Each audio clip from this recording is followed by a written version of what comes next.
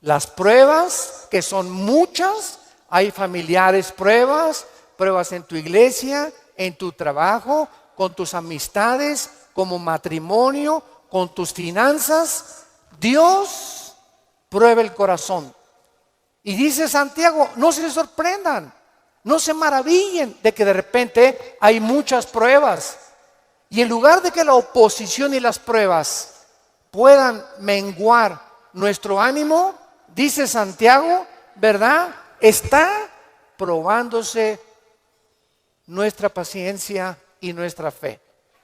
Vean ahora aquí, le damos vuelta a Primera de Pedro, otra vez, capítulo 1. Y dice el versículo 6 y 7, en lo cual vosotros se alegran ahora, aunque un poco de tiempo, si es necesario, tengan que ser afligidos en diversas pruebas, para que sometida a prueba vuestra fe, mucho más preciosa que el oro, o sea, ¿por qué tiene que probar Dios nuestra fe?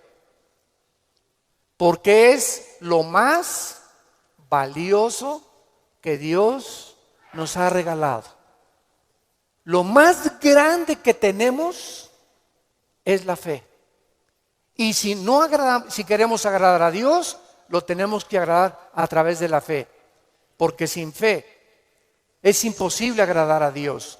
Por lo cual tenemos que entender por qué vienen pruebas, por qué me robaron mi coche, por qué tuve este problema con mi esposa, por qué este problema con mis hijos, por qué este problema en la iglesia, por qué este problema en el trabajo, por qué está el mundo ahorita como una olla hirviendo, donde las naciones están a un punto de una conflagración internacional. Aunque sabemos bíblicamente que si explota una guerra en Europa o en el Medio Oriente, no es todavía la tercera guerra mundial. En estos últimos meses, todas las invitaciones que he recibido han sido en radio, en televisión, con iglesias, con alianzas de pastores, para explicarles que esta guerra no es la tercera guerra mundial, que la Biblia nos habla claramente que falta mucho para la tercera guerra mundial y que este es lo que va a pavimentar el camino para el surgimiento del anticristo en el Medio Oriente. Entonces, estas pruebas, dice la Biblia, son importantes porque nuestra fe es la que tiene que ser probada, ya sea en el trabajo, en la escuela, en el vecindario, etcétera, etcétera. Estamos rodeados de personas que no les caes bien porque eres cristiano. Estás rodeado de amigos que cuando les comienzas a decir que eres cristiano, te van a comenzar a perseguir y a burlar. Porque el mundo está bajo el control del maligno y nosotros vamos de paso nada más. Somos un ejército que venimos a resistir al mal. No nos mandó Dios a terminar con el mal. Nos mandó a resistir hasta que Cristo venga. Se acabarán entonces las guerras y podremos recibir las coronas de gloria. Ahora, muy bien, en esta sección se nos advierte, en la de Primera de Pedro, acerca de otra prueba. Regresamos al capítulo 4, Primera de 4, versículo 12. Y esta prueba es especial, porque le llama el Espíritu Santo fuego de prueba. ¿Qué hace el fuego? ¿Qué hace el fuego? Purifica. El fuego purifica y saca el verdadero valor. Las pruebas que nos vienen a nosotros es precisamente cuando un maestro no te hace exámenes. ¿Cómo vas a ver el maestro si tú estás calificado para pasar a la preparatoria? Forzosamente tenemos que ser examinados, ¿verdad? Con pruebas. Ahora tú te puedes preguntar, ¿qué Dios no sabe si voy a pasar o no voy a pasar la prueba? ¿Para qué nos hace pruebas Dios? Los maestros, yo entiendo que es para saber el coeficiente intelectual o la intelectualidad o el conocimiento que tienen los alumnos. Pero Dios, ¿por qué nos prueba? ¿Cuál es la respuesta? Dios sabe lo que hay en tu corazón, pero Él quiere que nosotros sepamos lo que hay en nuestro corazón. Que descubramos a través de las pruebas cuánta maldad hay dentro de nosotros. Cuántas cosas hay dentro de nosotros que necesitan ser quemadas todos los días. Cuántas cosas hay dentro de nosotros porque aunque seamos cristianos, seguimos teniendo el potencial de ir en contra de las leyes de Dios. Por eso dice en Gálatas 5, las obras de la carne son esto y esto y esto: fornicación, adulterio, borracheras, drogadicto, hechicerías, ocultismo, etcétera, etcétera. Un cristiano puede caer en las cosas que él practicaba antes de que fuera cristiano, si el cristiano abandona a Dios. Y cuando descubrimos la maldad que hay dentro de nosotros, ¿qué podemos hacer? Gritar como Pablo en Romanos 7, miserable de mí, en mí no mora el bien que quiero hacer no lo hago, lo que no quiero hacer eso hago. Entonces encuentro que en mi mente me dice, no fumes, el cigarro te va a molar los dientes, la lengua, la faringe, el esófago, la tráquea, los pulmones, el corazón. ¿Y por qué sigo fumando? Veo otra ley. Mi mente me dice, estás mal, pero mi corazón me dice, hazlo. Y mi carne le gana a mi razonamiento.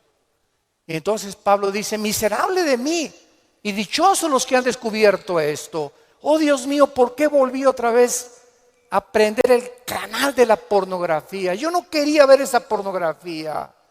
¿Por qué caí ayer con mis amigos y me emborraché la semana pasada? Soy cristiano, ¿por qué lo hice? ¿Por qué le grité a mi esposa como le debía haber gritado, no debía haberle gritado? ¿Por qué lo hice? Y qué mal nos sentimos cuando comenzamos a descubrir esa maldad. Y qué buen síntoma es que digas, ¿por qué lo hice? Eso muestra que tenemos al Espíritu Santo, que nos está redarguyendo, que nos está diciendo, esto que hiciste está mal. Antes lo hacías y no te importaba y te dormías ni pedías perdón. Pero ahora cuando pecamos nos damos cuenta, nos entristecemos, nos llenamos de una ansiedad tremenda en el corazón porque no tenemos paz.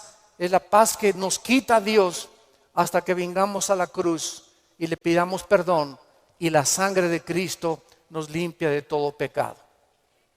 Pero esta es la razón por la cual las pruebas Dios nos las manda, para que vayamos evaluándonos honesta, íntegra y sinceramente en qué nivel nos encontramos de espiritualidad.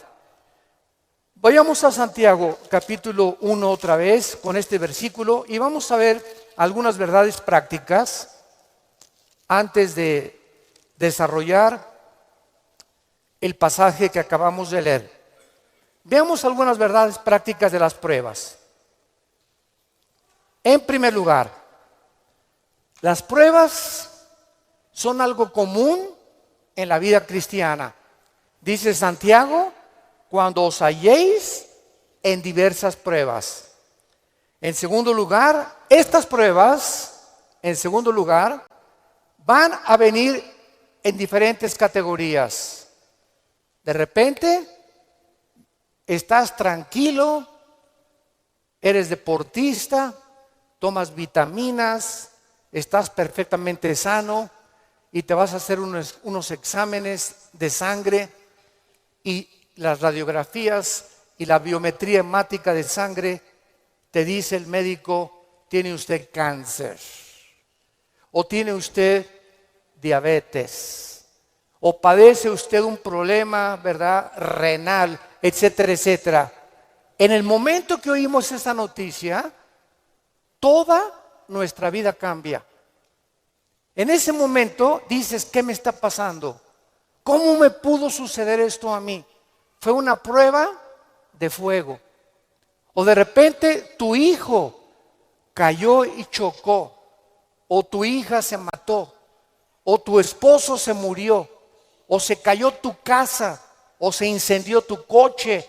Nunca sabemos qué va a suceder el día de mañana.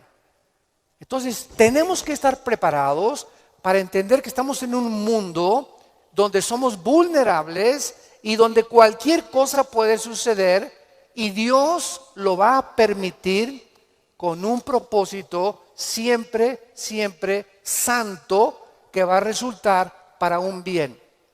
Cuando oigas de ese accidente, de esa enfermedad y de ese problema, no lo entendemos. ¿Qué está pasando en la iglesia? ¿O qué pasó en mi casa? ¿O qué pasó con el gobierno? ¿O un golpe de estado? No entendemos cuando explota una bomba. Hay mucho humo y no se puede entender qué es lo que está pasando.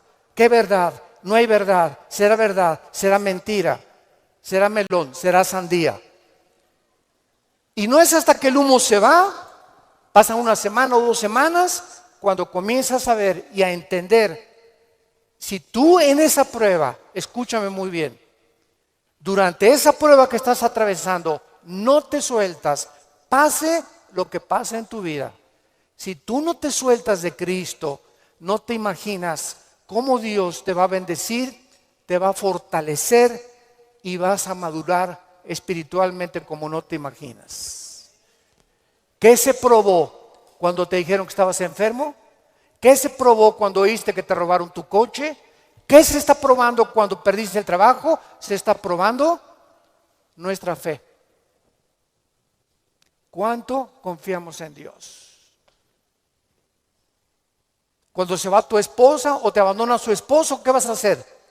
¿Te vas a recurrir a las drogas? ¿Te vas a emborrachar? ¿Vas a renegar contra Dios?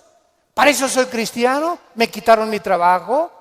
¿Por qué si yo diezmo regularmente me quitan mi coche? Dios, yo no lo entiendo. ¿Y por qué me corren de mi trabajo si sabes que tengo que mantener a mi familia? Dios está buscando que nosotros veamos nuestra reacción, porque nuestra reacción determina el nivel espiritual que tenemos de fe. Y es precisamente en esas pruebas, en esas reacciones, donde Dios sabe cómo vas a reaccionar. Vamos rápidamente a Génesis capítulo 22. En el Antiguo Testamento, y veamos la prueba de fuego que pasó a Abraham.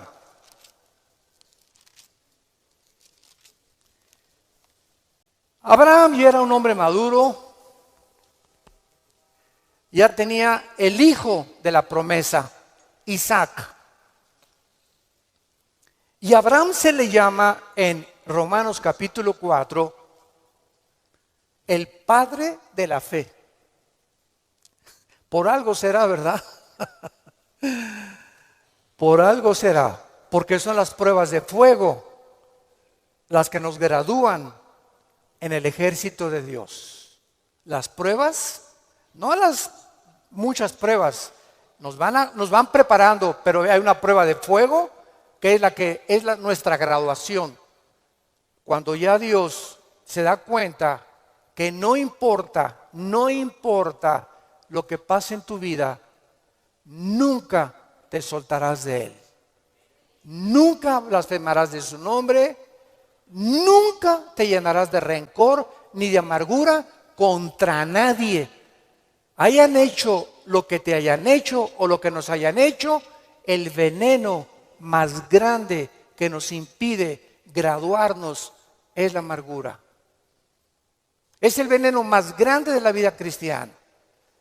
Bueno, aquí se encuentra Abraham, capítulo 22 del Génesis, y dice: aconteció después de estas cosas, o sea, estas cosas son todas las pruebas que Abraham había atravesado, que probó Dios a Abraham.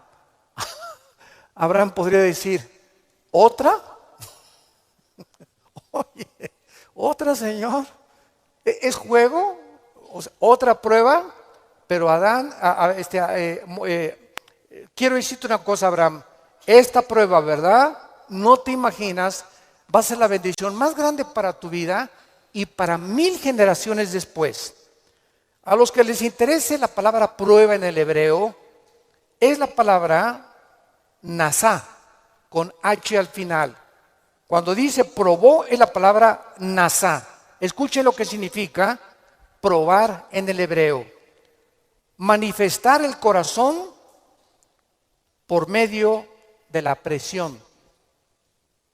No es hasta que la presión viene a nuestras vidas que se sabe lo que tenemos escondido en el corazón. ¿No es cierto? No es bajo la presión donde se prueba el carácter de los hombres. Bajo la presión. Dice la Biblia, esto es lo que Dios quería hacer, poner presión en Abraham para darnos un ejemplo a nosotros de cómo reaccionar. ¿Y cuál fue la prueba de fuego que Dios le puso a Abraham? Dame a tu hijo Isaac, versículo 2. Señor, no te oí bien. Creo que me está fallando el oído. ¿Qué dijiste?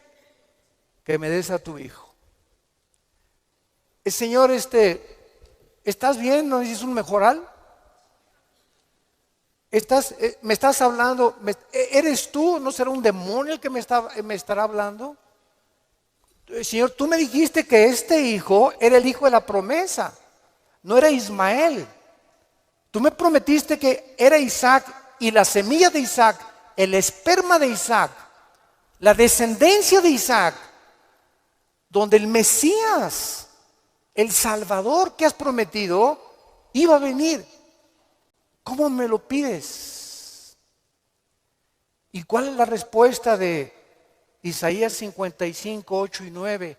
Mis pensamientos no son vuestros pensamientos, y mis caminos no son vuestros caminos, ovejas santas, amadas de Dios. Así como los cielos son más altos que la tierra y mis pensamientos más altos que ustedes, así es como yo tengo que pensar para que ustedes comiencen a entender que yo no pienso como ustedes y que la fe es mantenerte de pie y seguir creyendo aunque no haya explicación inmediata.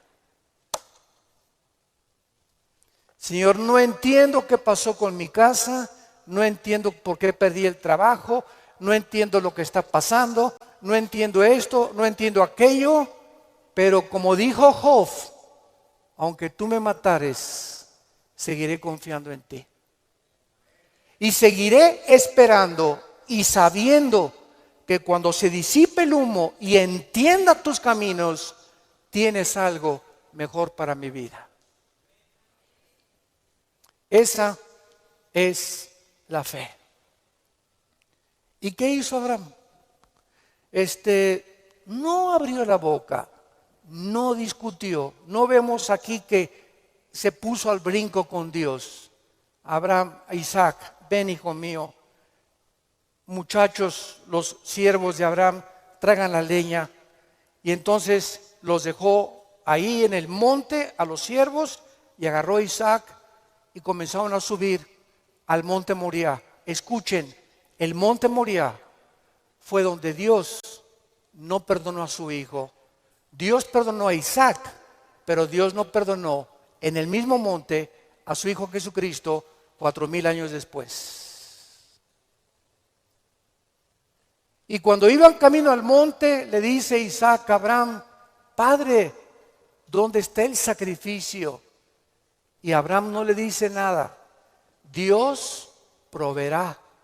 Y entonces se acuesta Isaac y lo amarra a Abraham, y cuando levanta la mano, dice el versículo 10 y el versículo 11, y extendió a Abraham su mano y tomó el cuchillo para degollar a su hijo. Entonces el ángel de Jehová le dio voces desde el cielo y dijo: Abraham, Abraham. Y él respondió: heme aquí. Y dijo, no extiendas tu mano sobre el muchacho, ni le hagas nada, porque ya conozco que temes a Dios, por cuanto no me rehusaste darme a tu hijo. Dios, síganme con cuidado, no estaba buscando el sacrificio de Isaac. Dios estaba buscando el sacrificio de las emociones y los sentimientos de Abraham.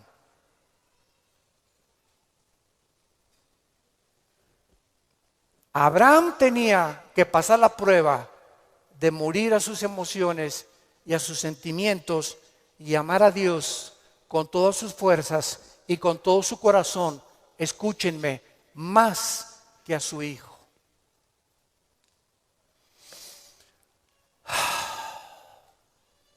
En el Nuevo Testamento se acercaron a Cristo, se los voy a explicar con más detalles, y le dijeron, ¿cuál es el más grande mandamiento?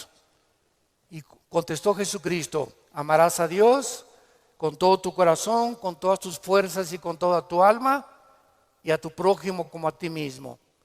Muy bien, hace algunos años yo le pregunté, orando le pregunté a Dios, porque alguien, ¿verdad?, me metió una idea satánica, un ateo, en un hotel, me acuerdo que se acercó y me dice, oiga, señor Alducin, el Dios que ustedes adoran es un misógino, es un ególatra, es un Dios que solamente busca a Él, a Él, a Él, que nada más dice, ámame a mí con todo tu corazón, más que a tu esposa, más que a tus hijos. ¿Cómo puede ser esto posible? Me dijo este ateo. ¿Cómo puede usted reconciliar a un Dios que nos diga que lo amemos más a Él que a la propia familia? Y entonces me fui muy confundido. Me comenzó a dar vuelta, porque en ese momento me quedé así, ¿verdad? Le dije, ¿sabe una cosa? Voy a orar y le prometo que voy a buscar una respuesta de Dios. Nadie me había hecho nunca ese ataque a mi fe. Entonces pasó como unas 2 semanas, me puse a orar, ayuné como 2 días buscando esta respuesta y fue tan clara de parte de Dios. Y el Señor me mostró en la Biblia lo siguiente. Mira, hijo, me dice Dios, cuando yo les pido a ustedes, ámenme con todo mi corazón y con toda mi mente, ¿saben por qué se los pido? Porque tu mamá, tu esposa y tus hijos y tu perro Fido y tu cotorro y lo que más amas en tu vida y tu jarrón chino y la casa que tienes y que la amas, todo lo vas a perder y al final de tu vida te vas a quedar solo. Todos nos quedamos solos al final de la vida. Los hijos se tienen que ir, si no se casan, se mueren, la esposa tiene que morir, él tiene que morir, escúchame muy bien. Y si tú tenías todos tus afectos en tu hijo que se fue, o en tu esposo que se fue, o en tu perro que te quitaron, cuando se vaya tu hijo, cuando te quiten a tu esposo, cuando te abandone tu mujer, te vas a hundir porque no tendrás las fuerzas de seguir viviendo. Pero cuando amas a Dios con todo tu corazón y con toda tu alma y pierdes algo por acá y pierdes algo por acá y pierdes esto por acá, ese amor que tú le tienes a Dios es el que nos sostendrá para seguir viviendo con Él, con las fuerzas de seguirlo amando. Denle gloria a Dios, de veras.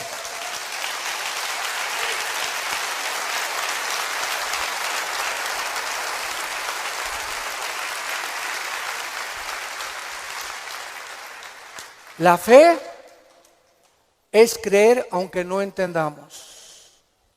Si Dios lo dijo, tiene una razón. Detrás de cada mandamiento de Dios se encuentra la sabiduría de Dios. Cuando Dios le dice a los jóvenes, no forniquen ni tengan relaciones sexuales antes de casarse, gritan los jóvenes y protestan los jóvenes. ¿Nos quieres quitar la felicidad? ¿Qué tiene? Así nos vamos a conocer mejor antes de casarnos. Pero detrás de esa prohibición que Dios tiene es el inmenso amor que Él nos dio desde la cruz. Por amor te lo digo, jovencita, te dice Dios, por amor que te tengo, joven que me escuchas. Tú no te imaginas las consecuencias de la fornicación. Vas a los 18, 19 años a ver crecer tu pancita, te vas a tener que salir de la escuela, él va a resultar con que no te quiere. Es increíble que por no haber puesto ustedes freno en sus relaciones meses antes, hayan ustedes acabado en un pecado que se llama la fornicación. Dios es sabio y nos dice a los casados, no cometerás adulterio. Dice Salomón en Proverbios 6, versículo 32, el que comete adulterio es falto de entendimiento, corrompe su alma el que tal hace. El que comete adulterio echa a perder su matrimonio, sus hijos, los celos, la infidelidad, que tarda años en poder levantarse. ¿Y todo por qué? Por tu ego, por tu orgullo, por tu vanidad de creer irte con una muchacha más joven o con otro hombre sin tomar en cuenta a tu propia familia. Es el ego siempre el enemigo de nuestro Dios.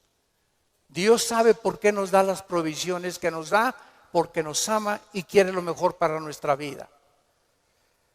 Y finalmente aquí en estas verdades prácticas en Santiago encontramos también, ¿verdad?, que las pruebas prueban la fe que tenemos y la fe nos muestra cuánto confiamos en Dios.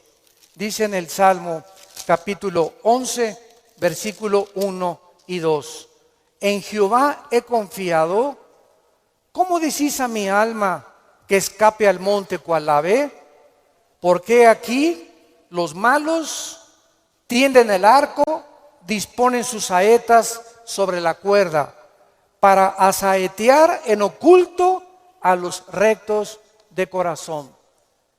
Si hubo un hombre perseguido, calumniado, vituperado, despreciado entre los héroes de Dios, fue el rey David. A los 17, 18 años lo ungen, Samuel, tú vas a ser rey de Israel. Ah, dice David, qué suave. Bueno, pasaron casi 12 años, vean esto. Desde que lo ungen con sus hermanos, pasaron 12 años, hasta los 30 años de edad. 12 años de pruebas. El hombre que Dios había escogido para sentarlo en el trono de Israel, tenía que ser probado. Y tenía que ser probado en la amargura, en el rencor, en la confianza en Dios, en saber que no importa, aunque me rodee un ejército y aunque tenga las miles de amenazas, Dios es mi salvación, mi fortaleza y mi luz. ¿De quién temeré? Dice el Salmo 27. ¿De quién temeré? Es el temor dentro de nosotros lo que nos impide confiar en Dios. Ay, tengo temor que si me entrego a Dios me va a pasar esto. O tengo temor que si hago estas cosas me va a pasar aquello. Ese temor lo tienes que vencer. Porque Dios no nos ha dado espíritu de temor, sino de valor, de poder y de amor propio. Entonces tenemos que entender que las pruebas forman parte de la vida cristiana. Regresamos a nuestro pasaje de Primera de Pedro y examinémoslo rápidamente. Dice nuestro pasaje: no se sorprendan, amados, del fuego de prueba que os ha sobrevenido, como si alguna cosa extraña aconteciera. Número 1, se nos advierte cómo no debemos de reaccionar: con sorpresa. No debemos reaccionar con sorpresa. No puedo creer lo que me está pasando. Más te vale que lo creas. No puedo creer que mi noviecita me dijo que yo me parecía a John Travolta, hermano, y me dejó por otro y se fue. No lo puedo creer. No puedo creer que mi esposo me haya abandonado. No puedo creer que este negocio haya caído. No puedo creer, yo fui fiel en mi trabajo y me corrieron, hermano, del trabajo. No lo puedo creer. Más te vale que lo sigamos creyendo. No nos sorprendamos, es una prueba. Cualquier cosa que afecte tu vida, tu estabilidad emocional o física, son pruebas. Entendámoslo. Dios es un Dios que nos tiene que probar. Y estas pruebas son para nuestro bien. Y vamos a descubrir en las pruebas que Él es real, que Él sana, que Él restituye, que Él vindica, que la oruga y el saltón te robaron, Dios te lo va a devolver 10 veces más. Pero es esa fe la que Él está tratando de desarrollar en nuestras vidas, porque es mucho, mucho más preciosa que el oro. Dice en 1 Pedro 5:10, mas el Dios de toda gracia, que nos llamó a su gloria eterna en Jesucristo, escuchen bien, santos de Dios, después que hayáis padecido, ¿cuánto tiempo?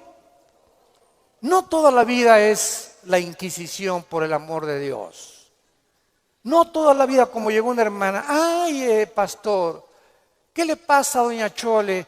Pues sigo con pruebas. Hermana, tengo 5 años que la conozco y usted ya le ganó a Job. No me diga que en 5 años Dios no la ha dejado descansar. Ese no es el Dios que servimos. Dice claramente que las pruebas son temporales, de vez en cuando Él cree conveniente que la necesitamos atravesar. Después que hayáis padecido un poco de tiempo, vean ustedes el propósito, Él mismo os perfeccione, afirme, fortalezca y establezca después de las pruebas.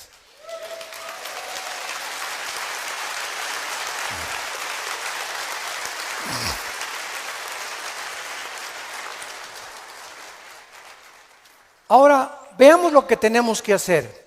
Primero de Pedro, en nuestro pasaje capítulo 4, versículo 13. Número 1, se nos manda que cuando te digan, te robaron tu coche, se fue tu esposo, se fue tu esposa, te pasó esto, te pasó aquello, te goces. Cualquiera diría, ¿está usted loco? ¿Está usted loco?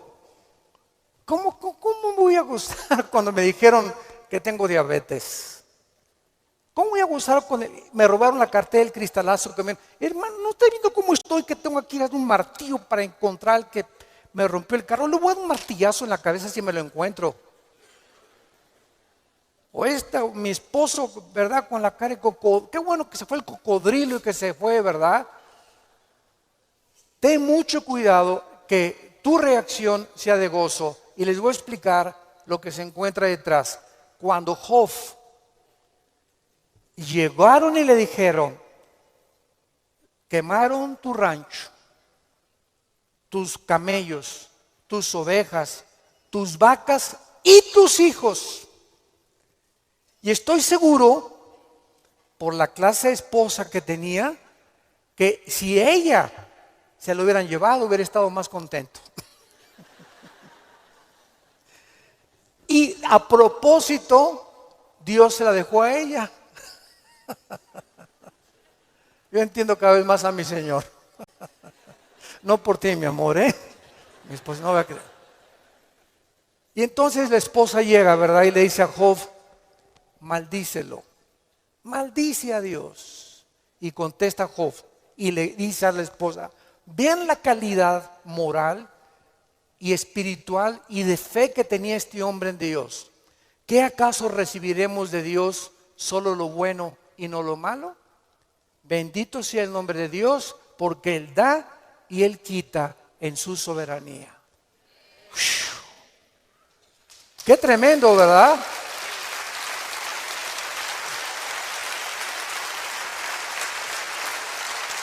Qué tremendo. Entonces, en ese momento, cuando somos asaltados por dudas y malas noticias, en otras palabras, porque son malas noticias, en ese momento tengamos mucho cuidado de no permitirle a nuestro corazón que nos gobierne la lengua, porque de la abundancia del corazón habla la boca. Entonces, en lugar de preferir maldiciones o acusaciones, o eres tú Dios, o compartirlo con otras personas, híncate. Filipenses 4, 6 y 7. Híncate y dale a conocer a Dios. Señor, no entiendo lo que está pasando. No entiendo por qué me pasó esto. ¿Por qué esta enfermedad? Oh Dios, no entiendo, pero quiero seguir confiando en ti. Solo te pido que mientras esto pasa y no lo entiendas, me fortalezcas y me muestres la razón para que yo pueda seguir bendiciéndote y adorándote. Es el tiempo más difícil de nuestra vida cuando no entendemos lo que está pasando. Vamos rápido a 2 Corintios capítulo 12.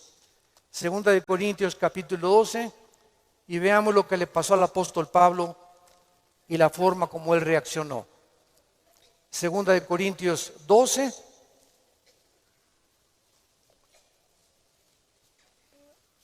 Pablo fue uno de los pocos hombres, junto con Enoc y Elías y el apóstol Juan, que subieron al cielo. En el Nuevo Testamento, Pablo y Juan fueron los dos únicos apóstoles que subieron al cielo sin morir. Fueron sacados de su cuerpo espiritualmente. Y Pablo lo llevó Dios al tercer cielo, donde habita Dios. Y cuando Pablo regresó a la tierra, su espíritu salió de su cuerpo y su espíritu volvió a entrar a su cuerpo. Pablo dice que lo que él oyó allá en el cielo y lo que él vio, no había palabras humanas para poder describirlo. Y como fue una experiencia tan impresionante, pero tan grande, que cabía la posibilidad, dada la naturaleza humana pecaminosa que aún tenemos, Dios tuvo que darle una prueba a Pablo y ponerle un aguijón en su cuerpo físico, alguna enfermedad. Y esta enfermedad no sabemos qué es. Algunos han especulado que era algún problema oftalmológico, porque dice en Gálatas, mira con cuán grandes letras les escribo. Bueno, no sabemos, ¿no? Entonces Pablo tenía algo en su cuerpo que lo atormentaba y se hincó delante de Dios y le dijo: Señor, quítame este aguijón. No, Pablo. Señor, te ruego, quítamelo. No, Pablo. Señor, te lo imploro con el corazón. Si quieres me voy a la villa y de vuelta de rodillas. Hago lo que tú quieras, quítame este aguijón.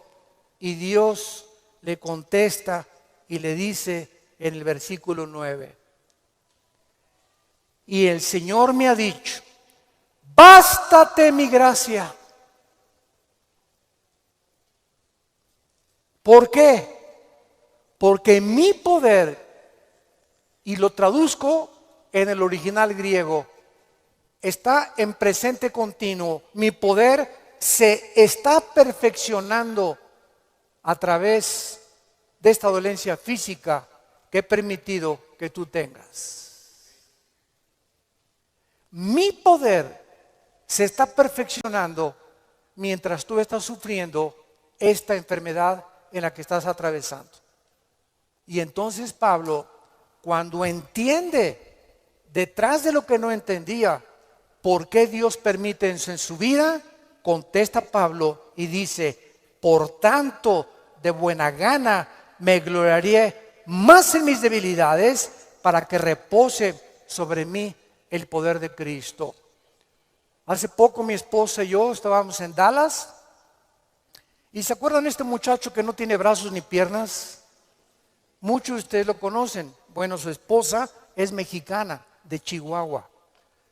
Y estuvimos ahí como una hora, mi esposa y yo y nuestros 3 hijos, compartiendo con ellos en una iglesia de Dallas. y nos querían conocer también a nosotros, bueno, que también conocían nuestro ministerio, etcétera, etcétera. Y cuando yo me acerqué a abrazarlo, a este muchacho, ¿de dónde lo agarro? Nunca había tenido esa impresión, me quedé como paralizado, ¿qué hago, no? Y él me hacía así, bueno, pues entonces como un costal, ¿verdad? Lo agarré y lo hice así, y me dice, levántame, y le comencé a hacer así. Y entonces le pregunté y le dije, sinceramente, platicando con él, ¿por qué nos dijiste que quién era feliz? Y entonces en la reunión que él tuvo, le preguntó a la gente, ¿quién de ustedes es feliz? Y muchos que estaban, yo sí o no. Y me dice, yo les quiero contestar algo. Dios permitió que naciera sin brazos y sin piernas para que yo fuera un testimonio que la felicidad no se encuentra en estar completo, sino en tener el poder de Dios viviendo en tu vida. Shh.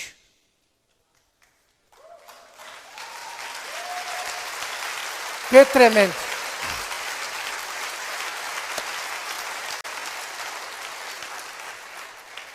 Mi esposa y yo nos bañamos de lágrimas. Tenemos piernas, tenemos brazos, tenemos casa, complex, un carro, lo que sea, nuestros hijos, y estamos descontentos. Teniendo contentamiento, teniendo sustento y abrigo, estamos contentos porque estamos vivos. Nosotros estamos completos y él era más feliz que la mitad de los que fueron a escucharlo. Él riéndose, y era una felicidad, ¿no es cierto, Marta? Un gozo sincero. Él no estaba fingiendo, él estaba lleno del poder de Dios. Y transmitía en sus ojos esa paz, ese contentamiento, esa aceptación.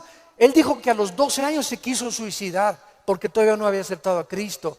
Y se metió y dice, ¿cómo me suicido? ¿Con qué? Ni modo que agarre una pistola y le haga así, ¿verdad? Se metió a la tina del baño y con la boca abrió la llave y se quería morir ahogado.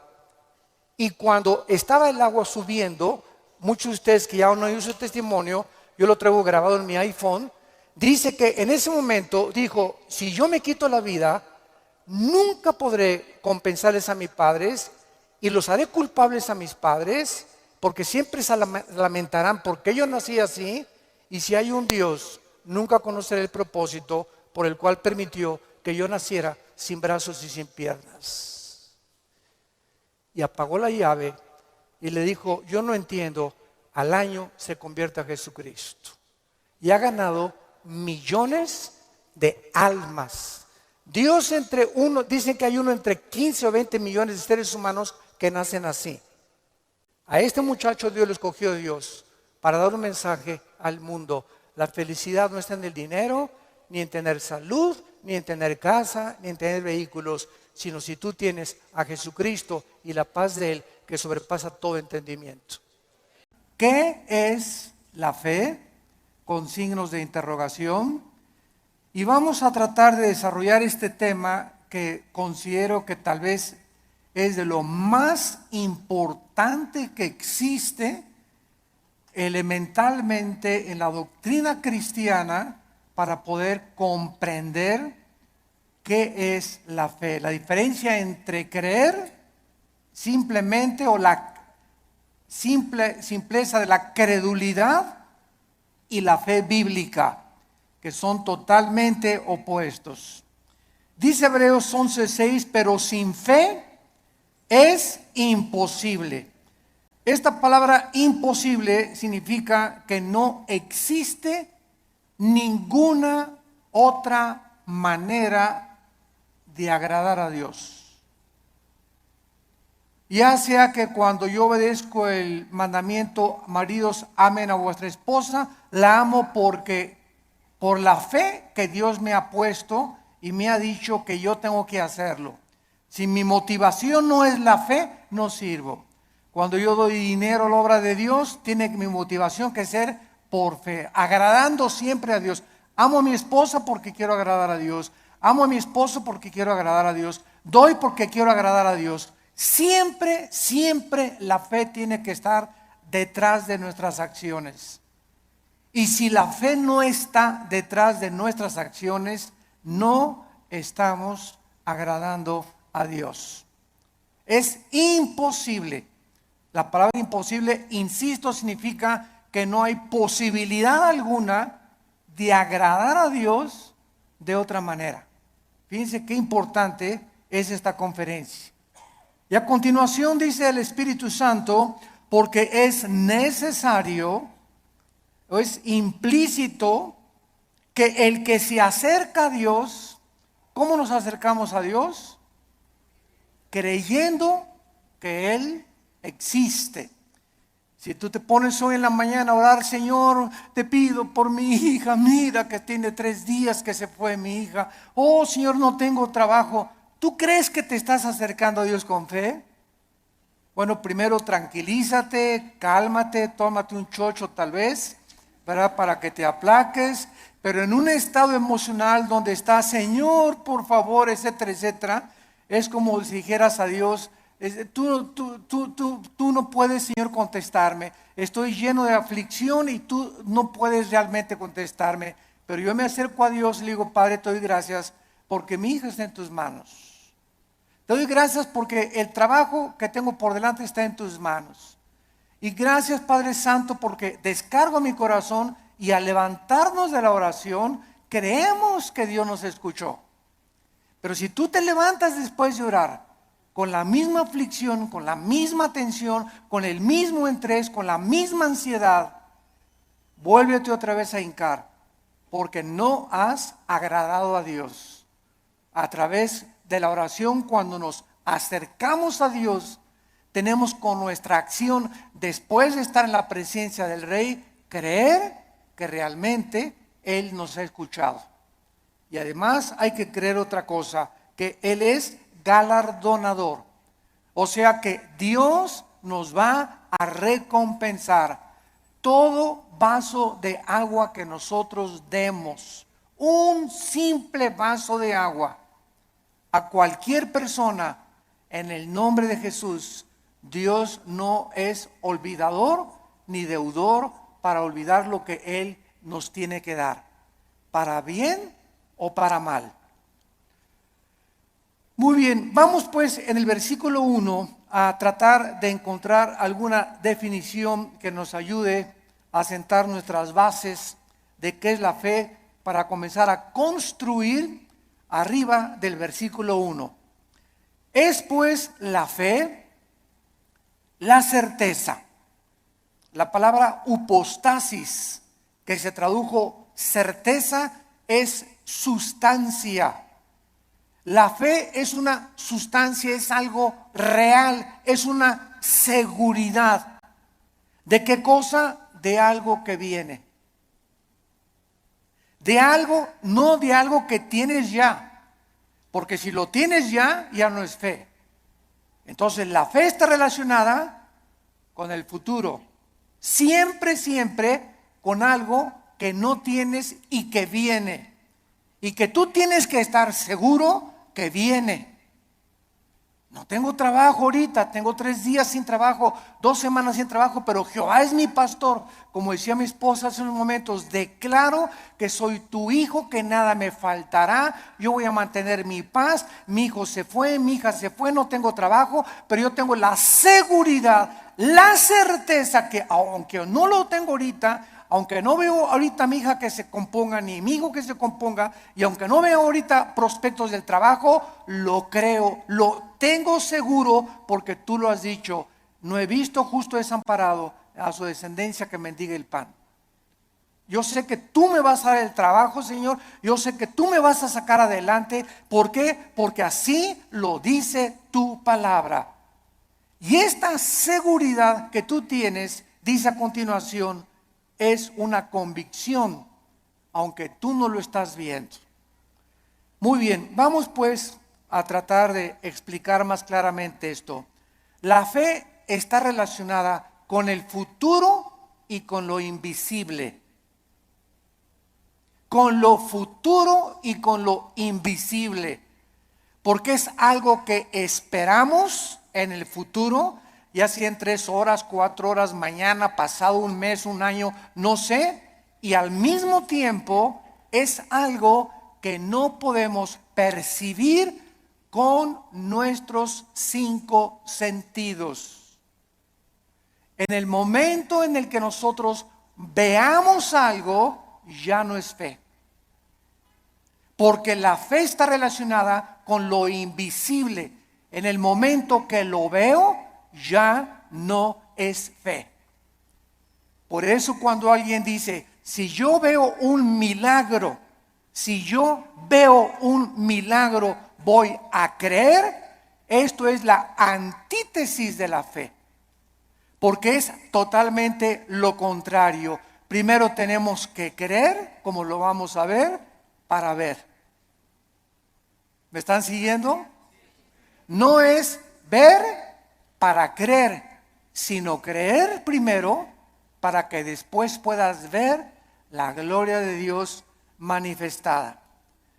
Muy bien, la fe es la certeza, es una seguridad de algo que esperamos y es una convicción de algo que nosotros no vemos. Esta certeza, ¿quién nos las da? Porque necesitamos una certeza y necesitamos una convicción para que nuestra fe sea sólida y esté basada en un buen fundamento teológico. Esta certeza nos las da la Biblia. Porque solo en la Biblia puedes encontrar las promesas que son futuras para nosotros. Dice Dios, si tú siembras escasamente, recoges escasamente. Si tú siembras abundantemente, recoges abundantemente. Si tú amas a tu esposa como Cristo amó a la iglesia, no te imaginas las bendiciones que vendrán sobre tu vida. Si tú no amas a tu esposa como te estoy mandando en la palabra de Dios, las promesas mías que te tengo preparadas, no las vas a poder ver. Porque no has creído, porque para que puedas ver la bendición en tu matrimonio, para que puedas ver la bendición en tu noviazgo, para que puedas ver la bendición económica en tu vida y en tus negocios, antes tienes que creerle a Dios y poner en práctica o en acción lo que Dios dice en su palabra. Y la convicción, ¿quién nos las da? El Espíritu Santo. Entonces tenemos íntimamente relacionadas a la Biblia con el Espíritu Santo. No podemos jamás divorciar al Espíritu Santo de la Biblia, ni la Biblia del Espíritu Santo, porque el Espíritu Santo es el autor de la palabra de Dios. Entonces necesitamos entender que el Espíritu Santo es un espíritu de santidad, ¿verdad? Es el espíritu de verdad, es el consolador. Entonces, si yo tengo el Espíritu Santo y quiero caminar con el Espíritu Santo y Él es santo, ¿podrán caminar dos juntos si no estuvieran de acuerdo? No, ¿verdad? Para que yo camine con el Espíritu Santo, tiene que haber santidad en mi vida, porque Él es santo y me toma de la mano. Pero el momento en el que yo camino sin santidad o comienzo a caminar en pecado en la vida, inmediatamente rompo mi comunión con el Espíritu Santo. Me suelta, es tan sensible como una paloma el Espíritu Santo. Inmediatamente vuela, no se hace a un lado y me encuentro caminando yo creyendo que Dios está conmigo, creyendo que el Espíritu Santo está conmigo. Y estoy caminando en la carne. Es lo que se llama caminar en la carne. Y la carne es muy consagrada, ¿eh? La carne es muy religiosa. La carne adora a Dios y por acá y por allá. Y sin embargo, podemos hacer muchas cosas sin la ayuda de Dios en nuestra vida. Muy bien, veamos ahora que entonces la fe está relacionada con dos realidades eternas e invisibles, con Dios y su palabra. La verdadera fe bíblica está limitada a la Biblia. En otras palabras, hace algún tiempo recuerdo que unas personas me dijeron: Armando, ¿por qué eres tan incrédulo? ¿Por qué no crees que el orito que está cayendo del cielo lo manda Dios? Y las piedras preciosas que están cayendo en nuestra iglesia son de Dios. Y yo les contesté sencillamente: porque Dios no me manda a creer eso. Yo creo lo que la Biblia dice. Pero el hecho de creer cualquier fenómeno o cualquier acción, aunque sea milagrosa, no implica que sea de Dios. Porque el diablo puede hacer fenómenos y puede hacer milagros también. Entonces, no me pueden nadie catalogar, ni tampoco a ti clasificarte como que eres un incrédulo y no lo crees. Claro que lo creo, pero si está en la palabra de Dios. Pero si yo encuentro en Proverbios capítulo 2 que la Biblia me manda y me dice que busque la sabiduría y no las piedras preciosas y no el oro, ¿qué me está diciendo el Espíritu Santo con esas experiencias que se están manifestando en muchas iglesias? Que estas iglesias están tanto en la carne, que está ahora siendo engañadas. Pues quieren eso, quieren circo, maroma y teatro, quieren ver milagros, pues eso les voy a dar, como hizo Dios con los judíos en el desierto. ¿Quieren comida? Pues se las voy a dar hasta que les llegue hasta aquí. Y los atascó de codornices hasta que los volvieron al estómago. Este es un juicio de Dios. ¿Por qué? Porque Dios nos busca que busquemos sabiduría. Y que no busquemos, ¿verdad?, las cosas que está cayendo ahorita del cielo. Y mira, hermano, le digo, es más diamantina que nada, hombre, esas menso.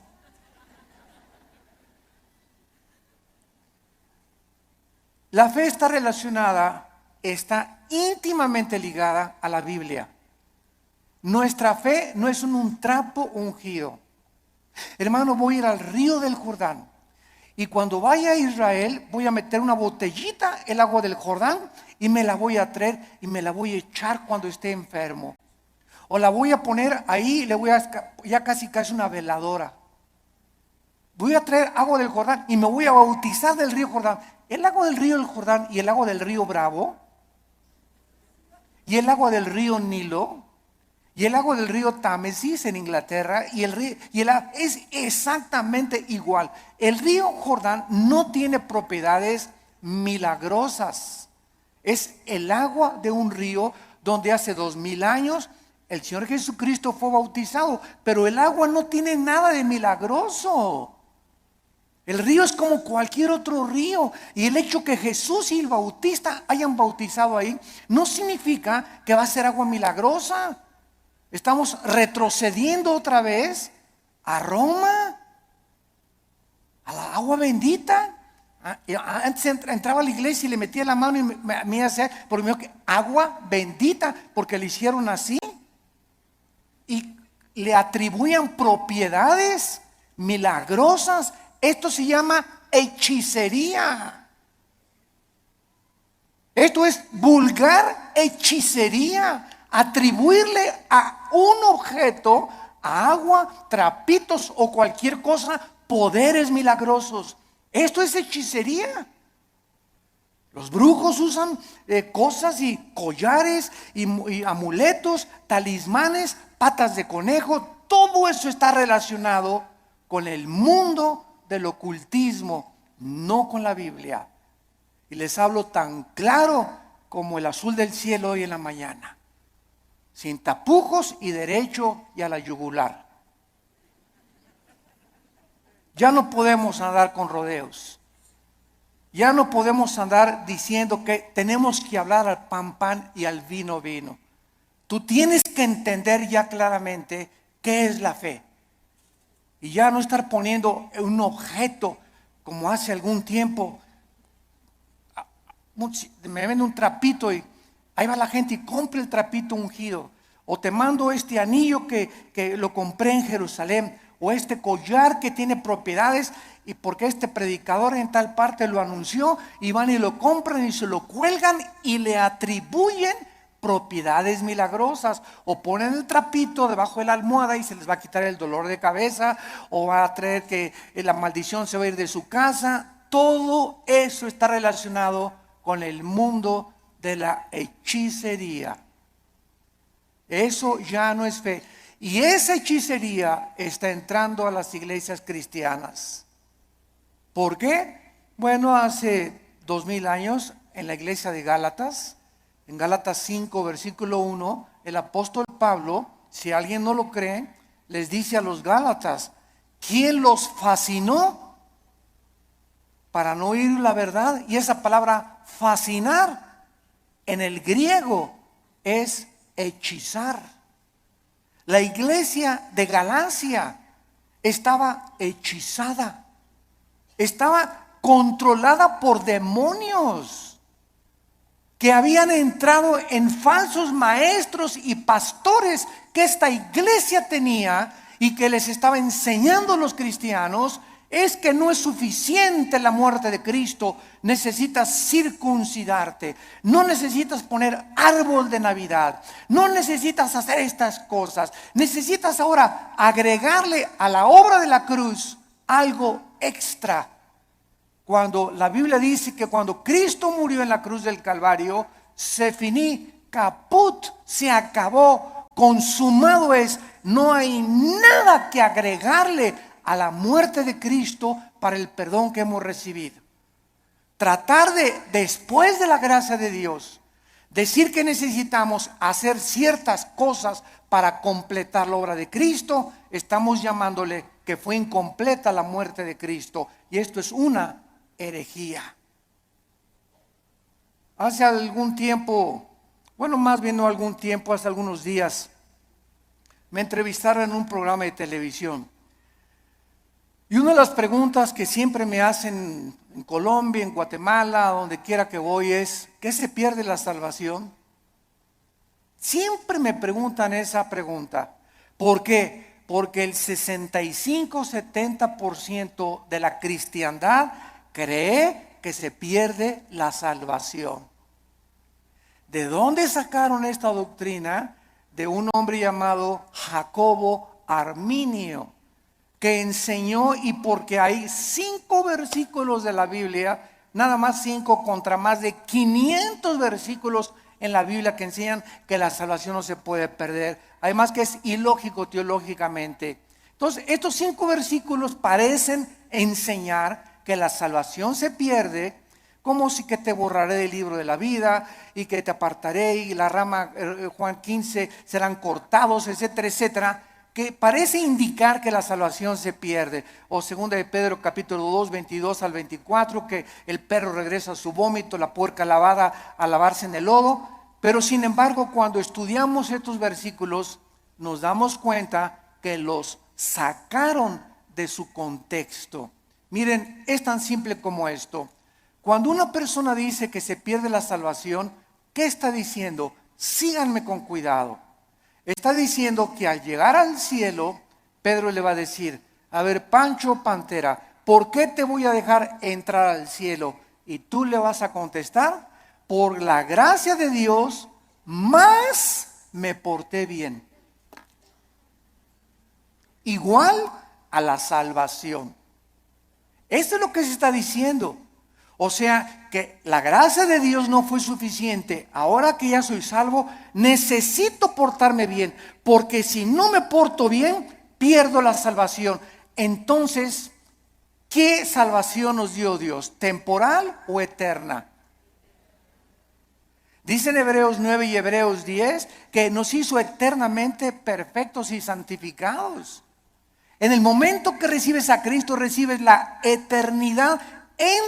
Estamos ya en el reino de Dios espiritualmente. La eternidad está dentro de nosotros ya. Pero, y ahora en segundo lugar, ¿por cuántos pecados? Apunta todo esto para que te defiendas. ¿Por cuántos pecados murió Cristo en la cruz? ¿Por los pasados, por los presentes o por los futuros? Por los pasados, los presentes y los futuros. Entonces, si existe un pecado que diga que nos hace perder la salvación, Cristo tendría que volver a morir. Cristo tendría que volver a pagar por ese pecado que te hizo perder la salvación. Porque la muerte de Cristo solamente te perdonó los pasados, pero los que tú cometas tú eres responsable, y si hay alguno que cometas, entonces Cristo tiene que volver a morir. Y entonces ya Cristo no murió por los pecados pasados, presentes y futuros, sino solamente por los pasados. Porque los que estás cometiendo, tendría Cristo que estar muriendo muchas veces para estar pagando por ellos. Ahora, si tú cometiste un pecado que te hace perder la salvación, la pregunta de los 64,000 pesos es, ¿cuál es, Pancho? ¿Qué pecado nos hace perder la salvación? Dice el 1 de Juan, la sangre de Cristo nos limpia solo de algunos. Eso dice, ni el homosexualismo, ni el divorcio, ni el transexualismo, ni el robo, ni el crimen, ni el asesinato, ninguno de estos pecados es el pecado imperdonable. Ninguno de estos pecados es la blasfemia contra el Espíritu Santo. El único pecado que no tiene perdón no lo pueden cometer los cristianos, solo los no cristianos, que es la blasfemia contra el Espíritu, rechazar la gracia de Dios, Hechos 7, 51 y 52, que es el pecado que cometieron los fariseos.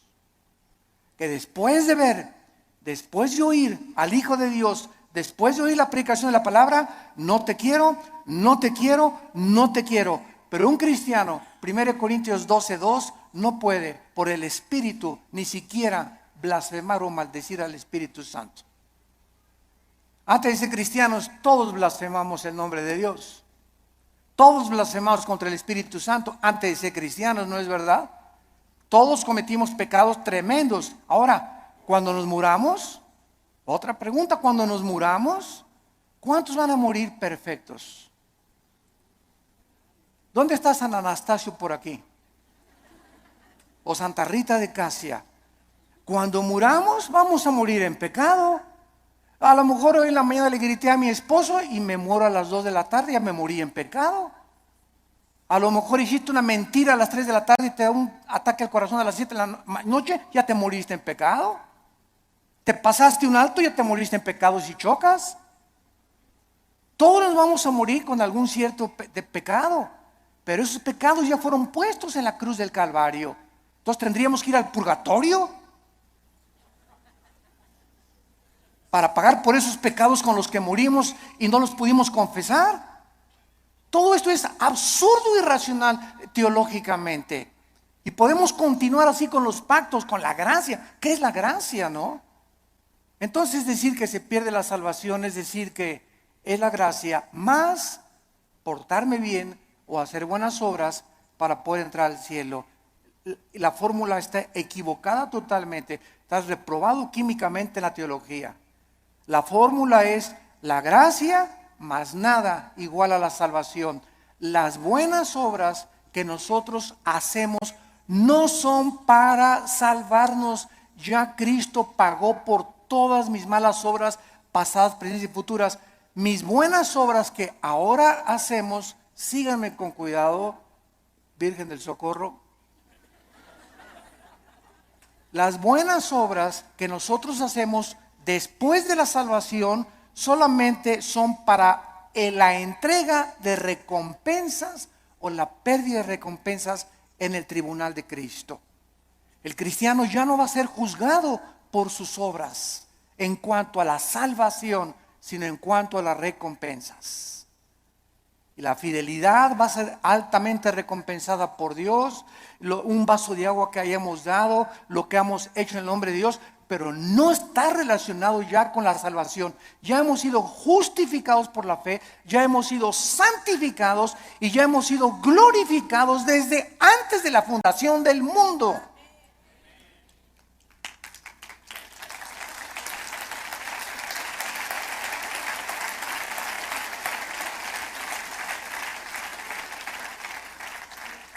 Tenemos que desenterrar otra vez la doctrina de la salvación en el siglo XXI y volverla a enseñar claramente, porque el pueblo de Dios en los errores en que está cayendo es por no tener bases teológicas firmes, doctrinales, de una doctrina elemental como la gracia y la salvación. Y por todos lados, porque todo el mundo lo cree, yo también lo creo. demuéstramelo con la Biblia. Y lo voy a creer entonces. Pero no voy a creer que porque todos creen que se pierde la salvación, yo voy a creer que se pierde la salvación. Yo te lo demuestro y se los dije en la televisión, tenemos el debate con el que quiera y se lo demostramos, ¿verdad? Que es absurdo seguir creyendo que se pierde la salvación. Ahora muchos dicen, bueno, como ya no pierdo la salvación, me voy a portar ahora sí, le voy a dar vuelo a la hilacha, ¿verdad? Bueno, dice Gálatas 5:10 que fuimos llamados a libertad, solamente que no usemos la libertad como ocasión para la carne. La persona que dice eso, con que no puedo perder la salvación, puedo hacer lo que quiera, no es salvo. No es salvo. Porque si tienes al Espíritu Santo, no vas a tratar de aprovecharte y tomar la gracia de Dios como una licencia para pecar. Eso demostraría Romanos 6, que pues pecaremos para que la gracia de Dios abunde. De ninguna manera, porque los que hemos muerto con Cristo, ¿cómo vamos otra vez a pecar? O a tratar de pecar voluntariamente. Ya demostraría que ni siquiera tenemos la salvación. Bueno, esto es importante en relación con la fe. Y vamos a ver ahora algunos ejemplos de la fe en algunos versículos en el Antiguo y en el Nuevo Testamento. Vamos a ver en primer lugar el Salmo 27, para que veamos cómo operó la fe en el Antiguo Testamento y tengamos bases más profundas acerca de nuestra fe.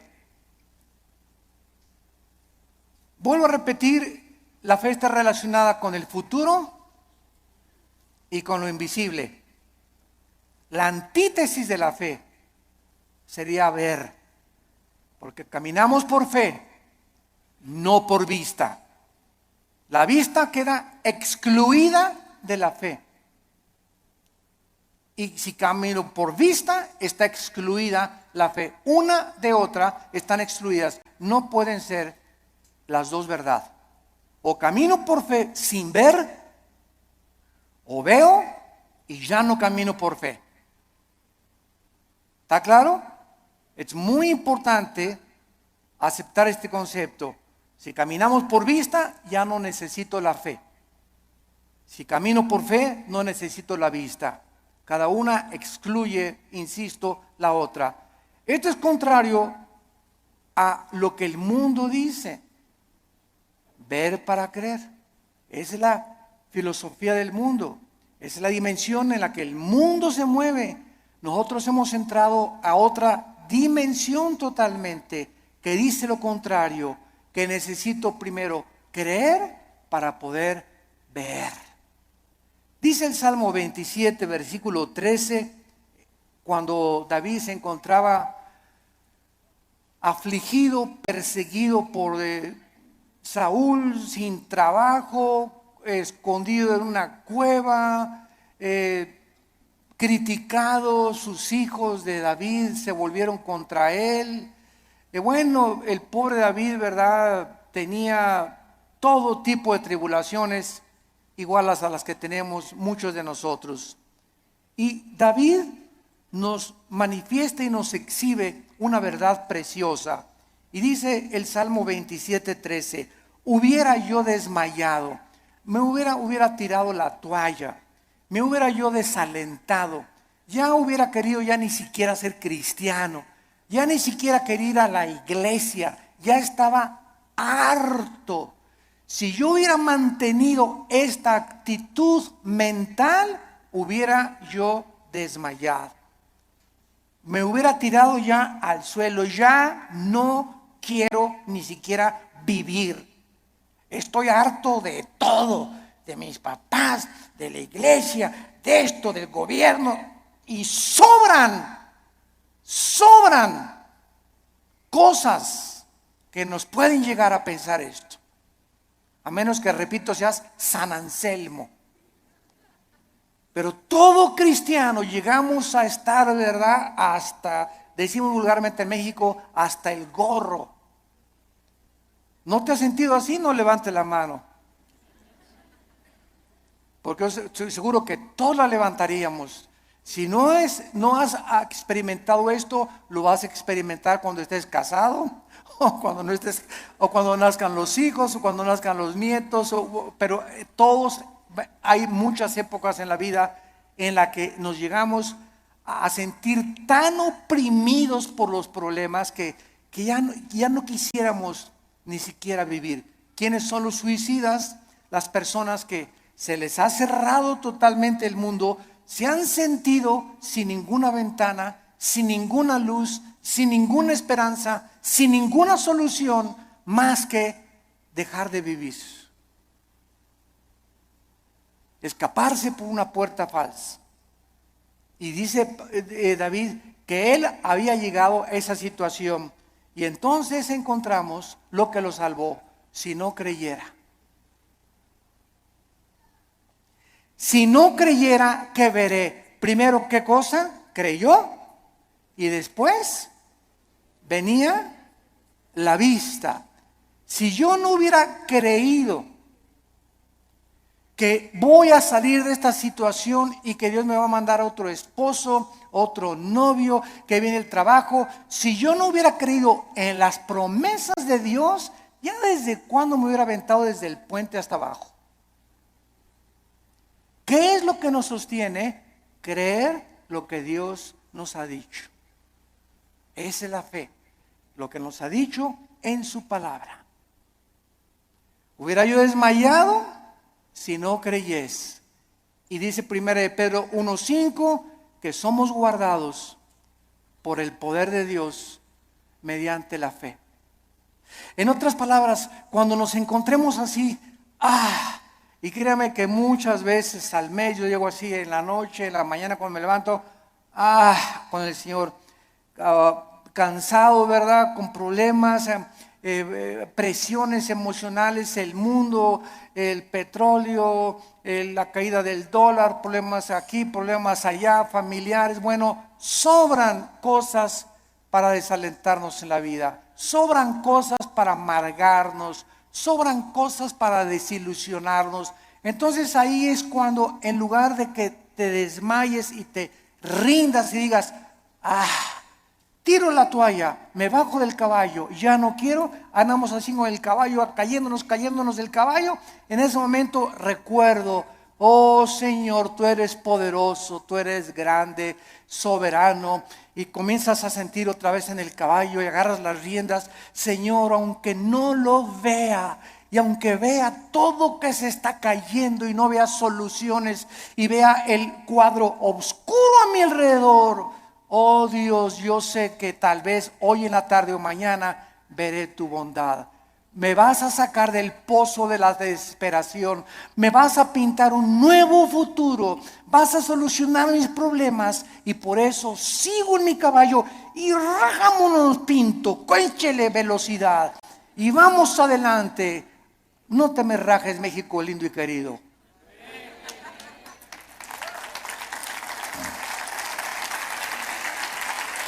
No nos echemos para atrás.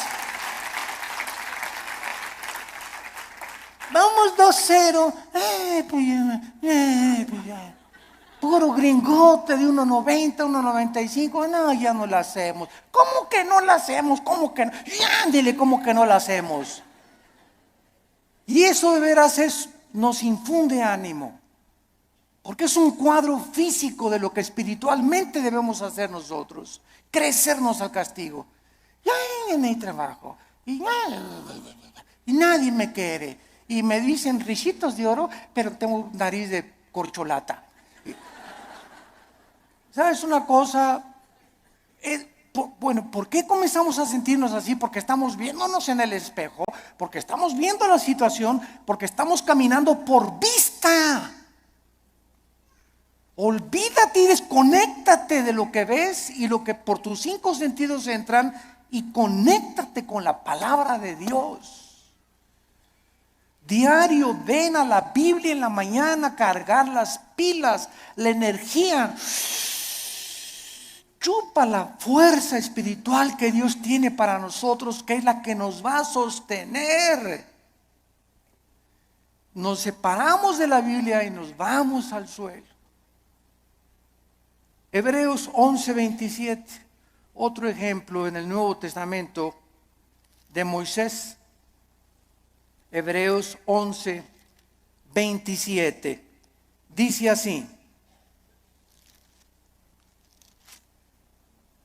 por la fe, por creer lo que Dios había dicho, porque la fe nunca la desconectemos de la Biblia.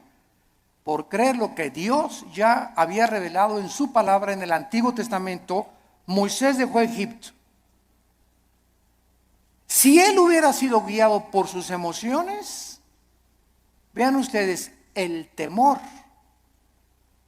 que es el más grande enemigo de la fe. El temor. El temor es la antítesis de la fe, es lo opuesto de la fe. Si Moisés hubiera dicho, el rey, si me voy me va a mandar los soldados, me mata, me corta la cabeza, él es el emperador de Egipto. Pero Moisés no vio al emperador de Egipto, no el temor que comenzó a meterse, porque el temor así entra como la termita, ¿verdad? Y comenzamos a sentir así que, y el temor, y comenzamos hasta a sudar frío, y comenzamos a temblar por el temor, y saldrá esto, y saldrá de la operación mi abuelita, y podremos, y dejamos que nos domine esta emoción, comenzamos a alejarnos de Dios, y comenzamos a perder el poder de Dios que está viviendo por fe. Moisés dijo, antes de tenerle miedo al faraón, antes de tener miedo a su abogado, antes de tenerle miedo a mi suegro, antes de tenerle miedo a mi ex esposo, antes de tener miedo de nada ni de nadie en este mundo, tengo temor de Dios. Y eso fue lo que hizo Moisés. No vio el temor del emperador, los ejércitos que tenía, y dejó Egipto. No fue gobernado por el temor, sino creyó lo que Dios le había dicho y venció sus emociones. Porque se sostuvo como viendo físicamente a Dios. ¿Eso dice? Ese está en tercera de Pancho 3:1.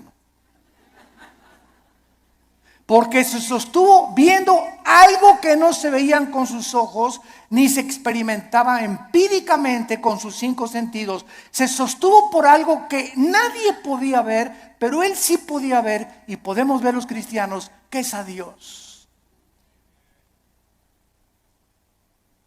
Viendo al invisible. ¿Con qué ojos lo vemos? Con los ojos de la fe. Es un par de ojos que el Espíritu Santo nos ha entregado que el mundo no tiene. Vemos no lo que vemos, vemos las cosas que no se ven, porque las que no se ven son más reales que las que se ven. Esto fue lo que hizo que Moisés se pudiera sostener. La fe nos capacita para ver lo que el mundo no puede ver. No hay trabajo, no hay esto, no hay aquello. El mundo, terremotos, se cae.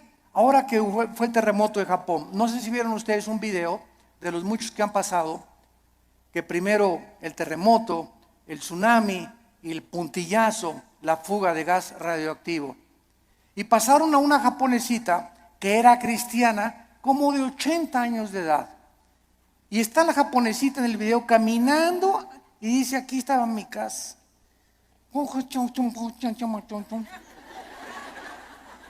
Y para todos lados estaba viendo, y ahí estaban mis hijos, y ahí vivía mi sobrino, y se queda la japonesita como de 80 años de edad, sin nada ni nadie en el mundo, ni una cobija donde acostarse, y se hace así las cabezas y dice, pero tú me seguirás sosteniendo. Bueno, las lágrimas comenzaron a caer de mis ojos. Pero fue así una cosa, ¿verdad? Para poner una película. Ahí estaba mi familia, ahí estaban mis papás, ahí estaban mis hijos, mis nietos, aquí estaba mi casa. No hay nada, nada. Imagínate de la noche a la mañana quedarte sin familia, ni vecinos, ni papá, ni mamá, ni nada, y levantar los ojos, pero tú me seguirás sosteniendo. Esa es la fe. Sostenidos viendo lo que no se ve, con los ojos y la seguridad y la certeza y la convicción de lo que Dios ha dicho: no te dejaré ni te desampararé, aunque se acabe todo a tu alrededor. Veamos ahora en Juan capítulo 11. Juan capítulo 11, versículo 39 y 40. Se muere Lázaro. La familia de Lázaro eran las hermanas Marta y María. Marta es un ejemplo de la mujer afanada, María un ejemplo de la mujer que se acerca a Dios. Pero las dos nos representan a todos nosotros. No porque te digas Marta vas a ser afanada, ¿verdad? Pero es un ejemplo solamente de que todos nosotros padecemos esta debilidad, de que muchas veces queremos ver para creer, y tenemos que dominar esa tentación y ese impulso de nuestra antigua naturaleza. Entonces aquí en Juan 11:39 dijo Jesús: quita la piedra. Marta, la hermana del que había muerto, dijo: Señor, y he de ya, porque es de 4 días. Jesús le dijo: ¿no te he dicho que si crees, verás? Ahí está otra vez. Marta, tú no tenías que haber visto que se alivió ahorita. Hemos llegado al punto que lo dejé morir, porque Cristo dejó morir a Lázaro. ¿Se acuerdan que cuando le avisaron? Señor, Lázaro se está muriendo. No hizo caso. Y era el mejor amigo de Jesús, y la familia que lo hospedaba y le daba de comer a Jesús, y tenía según un cuartito especial para Jesús cuando pasaba por ahí Jesús. Y no hizo caso Jesús, y Lázaro se murió. Y ya que tenían 3 días, Jesús dice a los discípulos: vamos a donde está Lázaro. Y ahora sí, como decimos en México, ¿ya para qué? ¿Ya para qué? ¿Ya para qué? Pues ¿cómo que ya para qué? Pues eso decimos nosotros, pero no lo dice Jesús ni Dios tampoco. Y llega Jesús, los discípulos: ¿ya para qué, Señor? ¿Ya para qué? Ya pierdes tu tiempo. Y es que todo, dice Cristo, lo hice llegar a este punto, y te estoy haciendo llegar a este punto donde pierdas tu trabajo, donde tengas esa enfermedad, donde pases esto. Estoy llevando las cosas al extremo para que cuando estén en el extremo, ahí pueda yo ser grandemente glorificado por tu vida. Yo cuántas personas he visto que se enferman de cáncer y que son sanadas y que dicen: Dios mío, hasta los médicos, pero esto es un milagro. Pero si no hubiera sido esa enfermedad, no hubiera sido glorificado Dios. Si no hubieras perdido tu trabajo y un trabajo te viene milagrosamente, ¿cómo podrías decir: Señor, solo tú pudiste haberme dado este trabajo? Fue un milagro. Así como ayer la selección mexicana fue un milagro que ganara. Pero aquí no se mete, ¿verdad?, la fe. O sea, 2-0, decimos, ya al 2-0, yo ya iba a pagar la televisión. La neta. Dije, ya, otra goliza. ¿Cómo nos vamos a levantar de un 2-0 con estos gigantones de gringos, verdad? Y cuando viene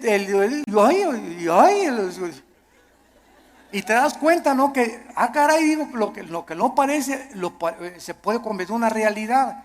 Entonces muchas veces Dios deja que lleguemos a ese 2-0 y que parezca que todo está perdido. No está perdido, porque Él es Dios y Él es alguien que ha dicho: no te dejaré, desampararé, estaré todos los días contigo hasta el fin del mundo.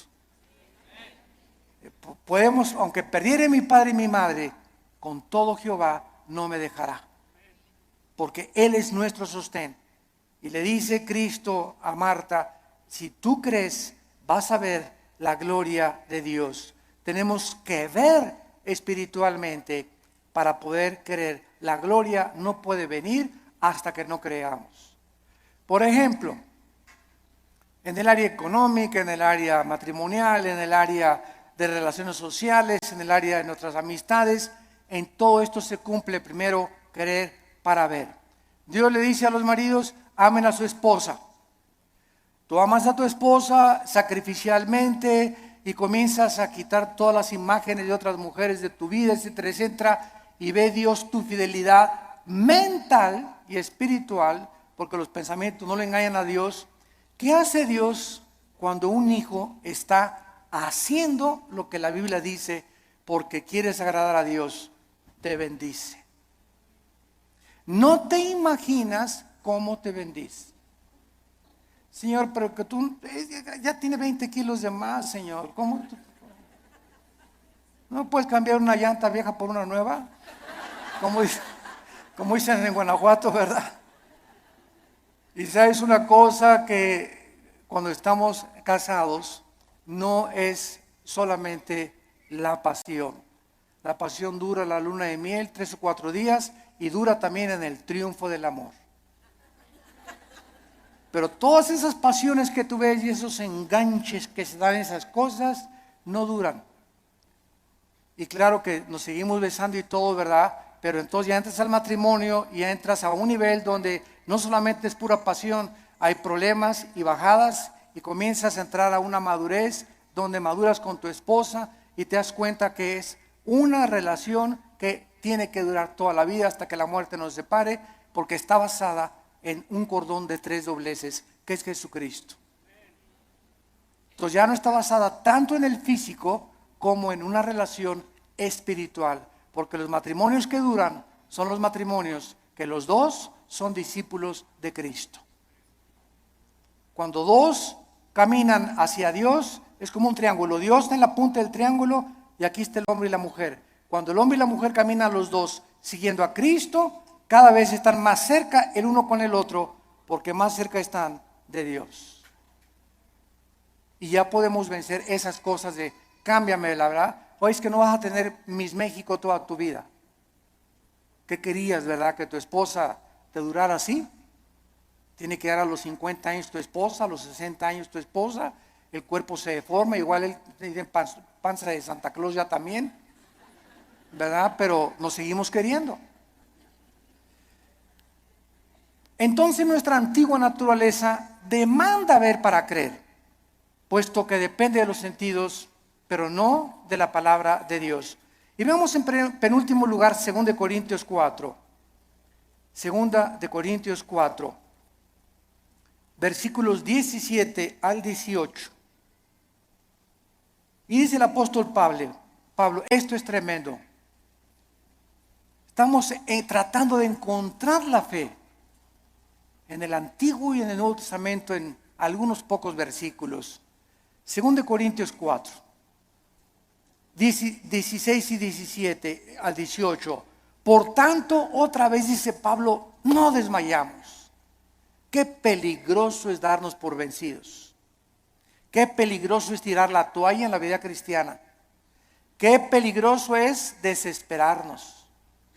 Qué peligrosísimo es desanimarnos. Qué peligroso es. Porque cuando un cristiano es animado, se te viene una horda de demonios que van a agravar tu situación. Se va a convertir en una cosa crónica en tu mente. Vas a comenzar a sufrir unas depresiones. Las personas que sufren de depresión continua, todos somos deprimidos de vez en cuando. Pero cuando somos deprimidos ya 3, 4, 5 días deprimido, estás bajo ataque del maligno. Porque el fruto del Espíritu es paz, gozo y amor. Porque has llegado a esa situación que estás así, que ni te toquen porque brincas, porque tienes una semana, 2, 3 semanas que te soltaste la palabra. Y comienzas a desmayar porque no estás aferrado a la palabra de vida. Por tanto, no desmayamos, dice el apóstol Pablo. Antes, aunque nuestro cuerpo exterior se va desgastando, el interior, no obstante, se renueva de día en día. ¿Saben ustedes que lo peor que existe para una persona es verse en el espejo? Bueno, claro que tenemos que peinarnos, ¿verdad? Y rasurarnos, etcétera, etcétera. Pero cuando ves, ya tengo 50 años, viejito, ya. No, ya tengo 70, ya para qué, ya voy de salida. ¿Cómo que vas de salida a los 70 años? Ya tengo 80, ya voy de salida, ya para qué. ¿Cómo que vas de 80? A los 80 años Moisés fue llamado por Dios. A los 80 años Caleb le dijo a Josué, dame más montañas para conquistar. Cuando comenzamos a vernos físicamente, no, pues es que dice que a los 60, a los 70 se deteriora el cuerpo. Eso dice la ciencia, pero dice uno de los salmos que cuando nosotros confiamos en Dios, seremos fructíferos como las palmeras, tendremos fuerzas como las del búfalo y creceremos como los cedros del Líbano para continuar anunciando la justicia de Dios. ¡Qué viejo ni qué viejo!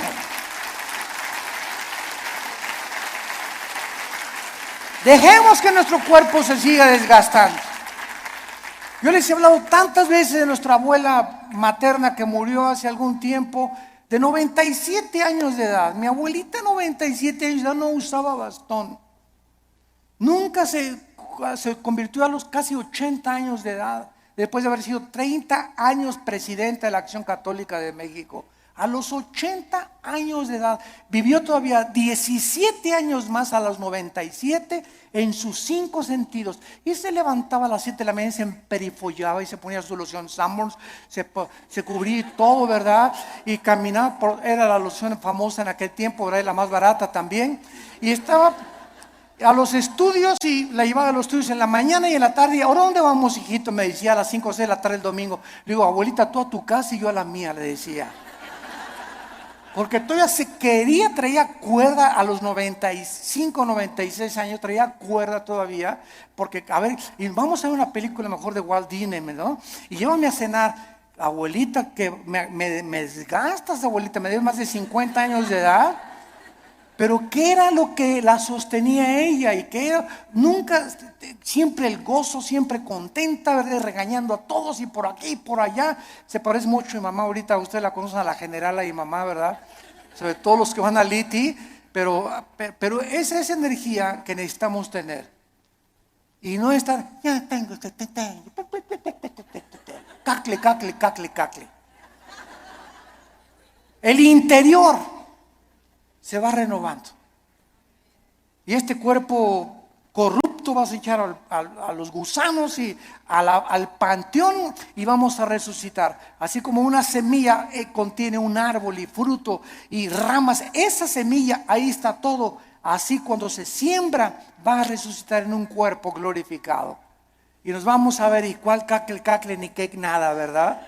Sino que tenemos que mantener esa energía y esas fuerzas, esas ganas para vivir para Dios. Porque los que se mueren pronto son los que no tienen ganas de vivir para Dios. Ya, para que ya yo llegué, ya voy de salida. Tienes que hablarle a tus nietos y tienes que hablarle a tus viejitas y tienes que ir a los asilos a predicar. No te encierres nada más, cacle, cacle, cacle. Nada, hay mucho que hacer todavía. La energía la tenemos por dentro. Y olvídate por afuera, no te veas en el espejo. Ve lo que Dios está haciendo internamente con tu alma.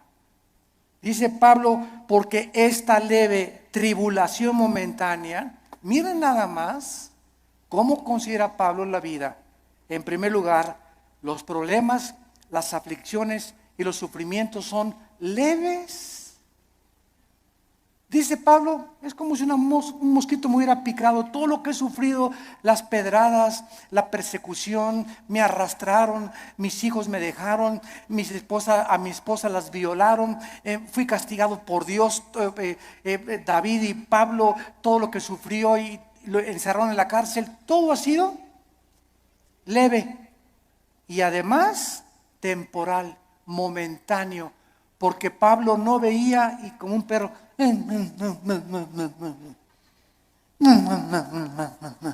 pobre de mí, ya no me quieren ni mis nietos, se acuerdan de mí, ya nadie me quiere. Y comienza a ser como un perro ahí en el rincón, y lamiendo tus heridas y compadeciéndote, y esa autolástima que va a hacer que te hundas y te pintes más rápido. Que te vayas, más rápido. A veces me olvida que no estoy con los jóvenes. Es leve y es temporal. Produce en nosotros un cada vez más excelente peso y eterna gloria. No mirando las cosas que se ven. No mirando las cosas que se ven. Ahí está otra vez la fe. Si miran las cosas que se ven, nos desmayamos, nos desanimamos, nos hundimos.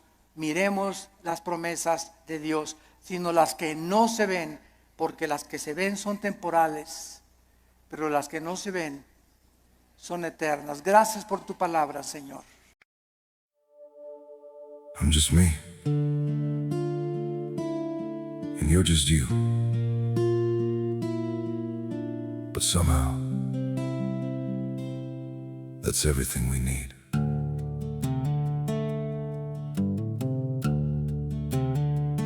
I don't have a perfect story, no shining crown to wear,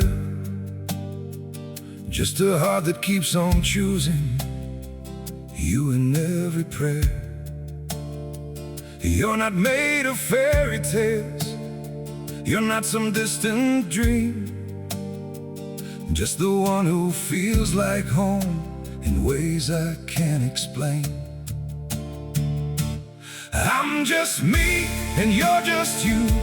Nothing more, but it feels true. No disguise, no in-between, just the way it's meant to be. We don't need to be someone, we don't have to chase the sun.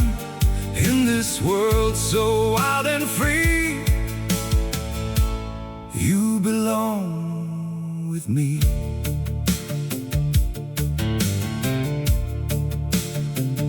We're not written like a story people talk about for years, but in every quiet moment, you're the one I feel so near. I'm just me, and you're just you. Nothing more, but it feels true. No disguise, no in-between, just the way it's meant to be. We don't need to be someone, we don't have to chase the sun. In this world so wild and free, you belong with me. Maybe we're not perfect, maybe we don't shine, but if you stay beside me, then everything is right. I'm just me, and you're just you. Still somehow we make it through every road and every sea. Lead you back to me. We don't need the stars above, we already have enough. Simple hearts, one destiny. You're the one for me.